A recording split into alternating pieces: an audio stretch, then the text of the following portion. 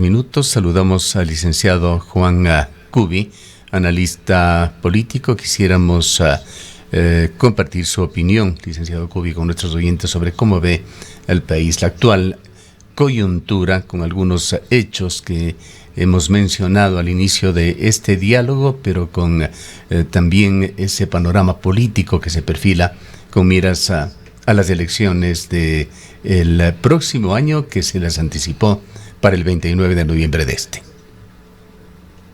Buenos días, Gustavo. Un gusto estar aquí. Mire, el deterioro de la imagen del presidente era previsible, aunque de todas maneras a mí me ha sorprendido la rapidez con la que se ha desgastado. No obstante, ahí hay un problema de fondo, y es que las políticas que anunció el gobierno, que eran cruciales para un poco mantener la expectativa y las aspiraciones ciudadanas, han fracasado, empezando por el tema de la seguridad. Y ahora se está incrementando un tema de crisis económica que tampoco tiene visos de solución. Hay crisis evidentes como en el sector salud, por ejemplo, que uno no percibe, no ve que existe una decisión política para resolverlas. Y a esto tenemos que ir añadiendo un tema de corrupción, ¿no? Yo creo que el último caso de Progen, que es tal vez el caso de corrupción más emblemática del actual gobierno, ha destapado un entramado de intereses y de juegos de poder que de alguna manera vinculan a altos funcionarios. Todavía no sabemos hasta qué punto podría estar una responsabilidad en el presidente de la República, una responsabilidad directa, pero claro, la gente percibe que no hay mayor diferencia en este gobierno de lo que han sido los anteriores. Y claro, eso explicaría que el deterioro de su imagen vaya pronunciándose a extremos bastante peligrosos. Y digo peligrosos, ¿por qué? Porque con las elecciones del 29 de noviembre, el gobierno esperaría revertir de alguna manera esa tendencia, o al menos compensar esa tendencia a la impopularidad. Y eso es complicado porque de alguna manera el gobierno se está jugando por una opción autoritaria, desconocer a los partidos de oposición, imponer una agenda desde el Consejo Nacional Electoral que es incluso contraria a la norma constitucional. Esas formas de abuso del poder también le van a pasar factura. Juan, muy buenos días, gracias por acompañarnos esta mañana. No obstante, el día de ayer, por ejemplo, dialogamos con el asambleísta Adrián Castro y él dice que lo último que se puede hacer en este país es creer en las encuestas que ya han fallado en más de una ocasión y que esos porcentajes que se le estaría dando al presidente Noboa, ahora si no me equivoco, la más reciente encuesta del CIES no le da ni el 21% de aprobación alrededor de aquello. Las encuestas de hace un mes, 2 meses, no le daban más allá del 27-28%. Eso quiere decir que hay una disminución de la aprobación sostenida en los últimos tiempos. ¿Usted considera que efectivamente las encuestas están apareciendo en el marco de una coyuntura política y que se debe desconfiar de ellas? A ver, el tema de las encuestas, y eso lo que le voy a decir no es ninguna novedad, tienen una dificultad. Y es que yo creo que en un país afectado tan gravemente por la inseguridad, es difícil hacer mediciones confiables, ¿no? Porque habría que preguntar a los encuestadores qué posibilidad tienen de ir a las zonas que están afectadas por la inseguridad y la violencia.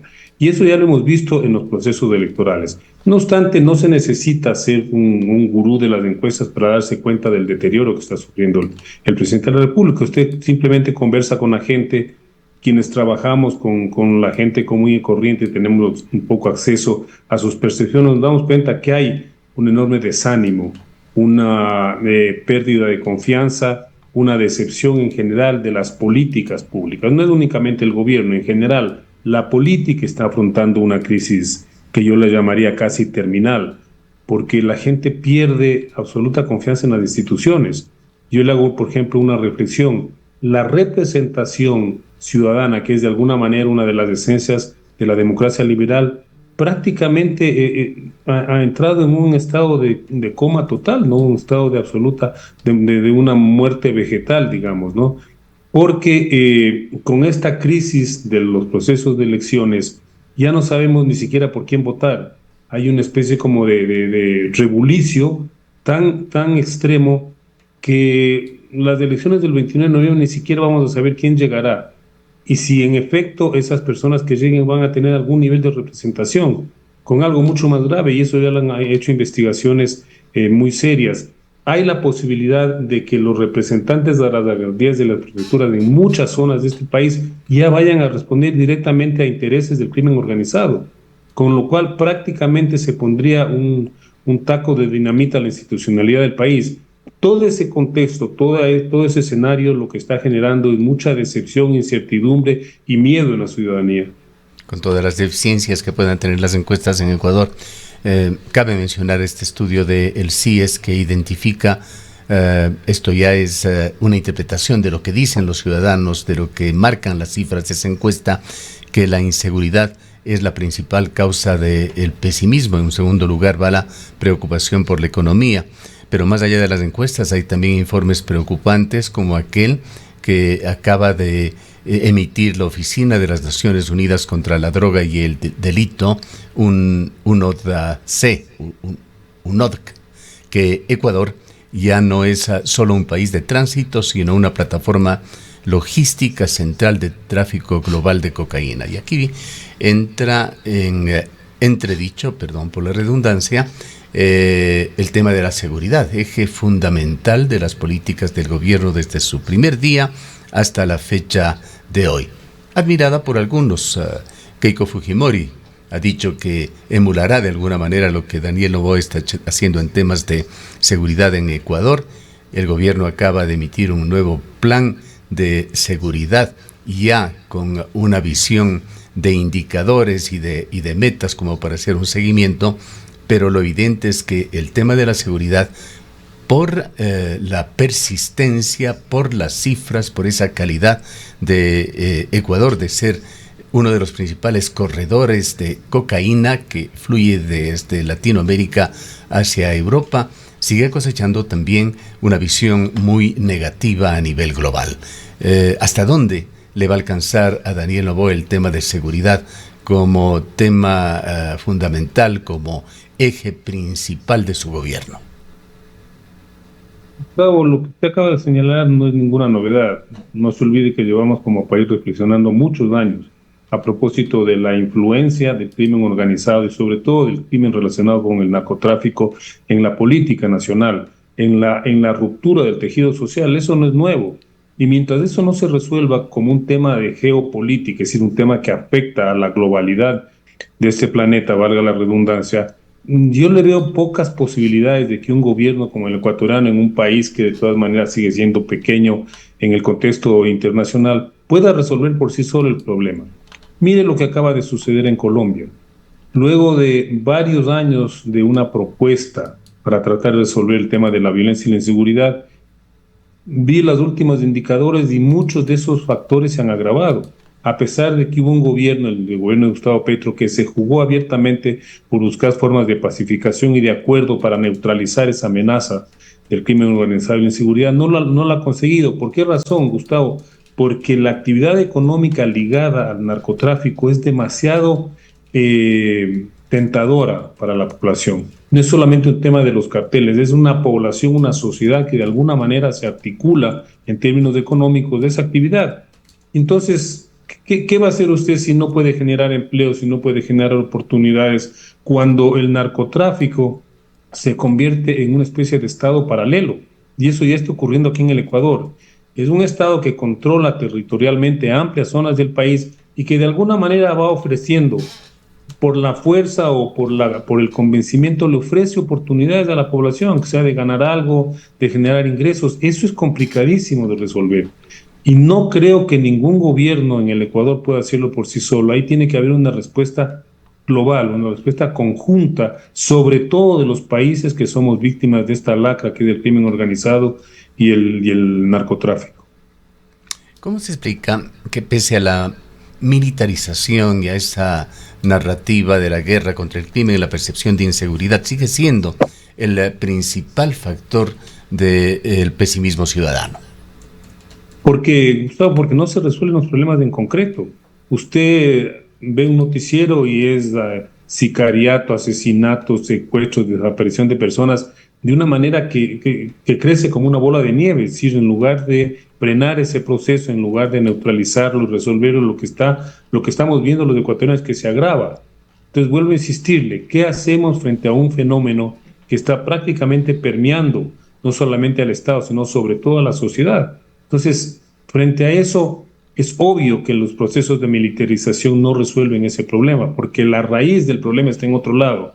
Mire, muchos de los que analizamos el tema de la inseguridad, ya habíamos advertido hace algunos años que el momento en que involucraban a las Fuerzas Armadas en el combate al narcotráfico, podían exponerle de un fenómeno que ya ocurrió en México, y es la contaminación de las Fuerzas Armadas por esa relación que se da con el combate al crimen organizado. Es decir, no se olvide que en México uno de los principales carteles de la droga tuvo origen en cuadros militares, ¿no?, que eran encargados de combatir el narcotráfico, y luego se dieron cuenta de que en el tráfico de drogas tenían una mejor oportunidad pecuniaria que ganando un sueldo del Estado. Y ahí salió el famoso cartel de los Zetas, que era hecho por ex militares. Esa contaminación es un riesgo elevado, sobre todo porque las Fuerzas Armadas no son una institución que está de alguna manera diseñada para combatir con la delincuencia organizada, con el narcotráfico. Para eso tenemos a la policía. Sin embargo, hace rato ya tenemos policía y Fuerzas Armadas dedicadas a combatir este flagelo. Y hay también el riesgo de que termine contaminándose las Fuerzas Armadas.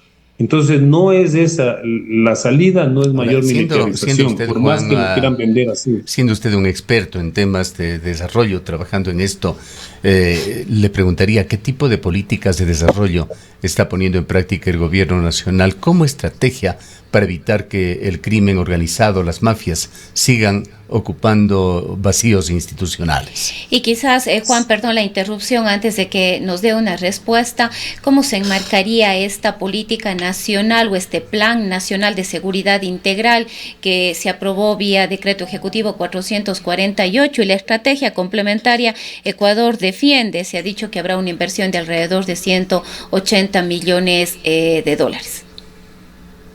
A ver, el tema del desarrollo tiene que ver con un modelo económico. No es únicamente hacer planes y programas o dar subsidios como ha hecho el actual gobierno. Esa es una política asistencialista que únicamente es como ponerle un parche al problema. ¿De qué estamos hablando cuando consideramos que es necesario un desarrollo que resuelva los problemas básicos de la sociedad? Es integrando sobre todo aquellos sectores vulnerables, aquellos sectores excluidos en lógicas económicas que le permitan de alguna manera acceder a ciertos beneficios, no con dádivas. Por ejemplo, la generación de un empleo bien remunerado es fundamental. Si usted le ofrece un empleo, le da posibilidades de trabajo bien remunerado a la gente, probablemente gran parte de esa población va a desistir de estarse vinculando a las mafias. No es una opción o un remedio absoluto, porque siempre habrá la gente que prefiere el dinero rápido y fácil. Pero el problema, Gustavo y Rosana, es que en este momento hay una enorme cantidad de población vulnerable, excluida, marginada de las lógicas económicas, que tal vez no por opción, sino por necesidad fundamental, prefiere articularse a las economías criminales, a las economías ilegales. Bueno, un modelo de desarrollo diferente implica una inversión social, sistemática, estratégica, en políticas que permitan, por ejemplo, generar empleo, que permitan generar producción a nivel del campo, que permitan integrar a la gente que esté en las zonas de estas vulnerables o sujetas a la penetración del crimen organizado, que le permitan de alguna manera ir generando ingresos para sus familias. Y eso no hay. Y no es de este gobierno. Ya tenemos varios gobiernos que han desistido de estas políticas. El TLC con Canadá, que el gobierno señala, significará 400 a 600 millones de dólares adicionales de comercio hacia el 2030. ¿Sería una de estas piezas que contribuyan a generar oportunidades y riqueza? Gustavo, lamento decirle que no, porque los TLC están diseñados para favorecer a ciertos sectores productivos de nuestros países. No son procesos de integración globales ni integrales, ¿sí? Usualmente quien promueve los tratados de libre comercio, si usted se fija en los últimos días, han sido siempre las cámaras de la producción, las cámaras de exportadoras, FedExport, etcétera. ¿Por qué? Porque claro, hay sectores que están bien posicionados aquí en la sociedad en términos del comercio global, pero eso no va a repercutir en una integración de la gran cantidad de la población que necesita articular el comercio. Si hay más exportaciones y con cifras muy significativas, ¿no implica esto también una mejora en el empleo? No, no necesariamente, porque los sectores que más exportan son los que más empleo generan, Gustavo. Hay sectores de punta que en efecto tienen una productividad alta, pero no generan empleo. El empleo está en la pequeña empresa, el pequeño emprendimiento familiar. Ahí está, no sé los datos exactos, pero más del 60% del empleo está en esos sectores y ellos no se van a articular al Tratado de Libre Comercio con el Canadá. Al contrario, muchos sectores podrán verse perjudicados. Eso está bastante documentado, ya son 20 años desde que se logró frenar el TLC con los Estados Unidos. Y ahí recuerdo yo que cuando se movilizaban los sectores campesinos indígenas, una de las críticas que se hacía es que se va a facilitar en esa época la importación de maíz, de trigo, de ciertos cereales, de ciertos cuartos de pollo, chanchos, etcétera, que lo que iba a hacer es inundar nuestro mercado y excluir de esa producción a estas pequeñas economías familiares. Eso ya fue documentado. Hoy habría que analizar, porque lamentablemente, Gustavo, ni siquiera tenemos el texto, no tenemos acceso al texto definitivo del TLC, porque esto se negocia con un secretismo que me parece que no es, no es conveniente. Una de las preocupaciones, Juan, es cuánto beneficia este Tratado de Libre Comercio al extractivismo aquí en el país, pues esta ha sido una de las principales denuncias de quienes defienden los territorios, defienden el agua, además por los acercamientos del gobierno ecuatoriano con Canadá respecto de este tema y sobre esta política de Estado del gobierno de considerar a la minería como un polo de desarrollo. Esto abriría además las puertas, facilitaría la participación en actividades extractivas aquí en el país. Absolutamente. Creo que el Tratado de Libre Comercio con Canadá tiene esa particularidad. Hay mucha insistencia en el potencial de la explotación minera. Como todos sabemos, Canadá es una potencia minera a nivel global, y no solamente por las empresas canadienses. No se olvide que el Canadá le suele dar a veces ciertas coberturas, ciertos paraguas jurídicos a empresas de otros países. Aquí en el Ecuador tenemos una presencia absolutamente intensa de estas empresas mineras canadienses. Y a mí me parece que el principal pedazo del pastel en este Tratado de Comercio es justamente la inversión minera. Y eso, como todos sabemos, va a generar unas consecuencias sociales y ambientales gravísimas. Basta señalar únicamente lo ocurrido aquí en el Azuay, ¿no? Una zona, una región del país que está expuesta a la explotación minera, legal o ilegal.